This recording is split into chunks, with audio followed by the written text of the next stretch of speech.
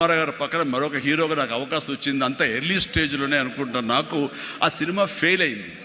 ఆ తర్వాత మళ్ళీ అదే రామారావు గారితో మళ్ళీ సినిమా చేసే అవకాశం వచ్చింది ఒక దిగ్దర్శకులతోటి. అయితే నాకు డేట్లు ఇచ్చారు, నా మెజర్మెంట్స్ తీసుకున్నారు, నేను వెయిట్ చేస్తాను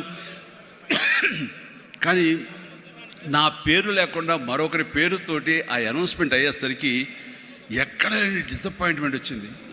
ఏంటిది అని ఆ రోజున ప్రొడ్యూసర్ని పిలిచి, ఇదేంటంటే షెడ్యూల్ స్టార్ట్ అయిపోతుందంట, నాకు డేట్లు చెప్పారు, నేను ఆ డేట్లు ఎవరికి ఇవ్వకుండా నేను ఇక్కడ దాచిపెట్టాను, నేను ఎదురు చూస్తున్నాను అంటే, సారీ చిరంజీవి గారు, ఎలా చెప్పాలో తెలియక మేము టైం తీసుకున్నాము.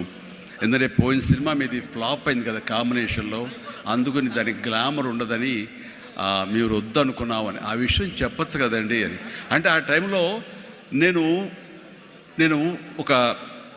నేను నాతో సినిమా చేస్తే సినిమా ఫెయిల్ అవుతుందని ఒక బ్యాడ్ ఇది నా మీద స్ప్రెడ్ అయ్యే అవకాశాలు ఉన్నాయి. ఈరోజు సోషల్ మీడియా, ఆ రోజు ఇంత మీడియా లేదు కాబట్టి కానీ, లేదంటే ఎంత బ్యాడ్ అయ్యేదంటే, నన్ను తిరిగి ఇతనితోటి ఎవరైనా చేస్తే సినిమా ఫెయిల్ అవుతాయి, ఇది ఒక ఐరన్ లెగ్ అనే పరిస్థితి వచ్చేసరికి ఎక్కడో మళ్ళీ జంక్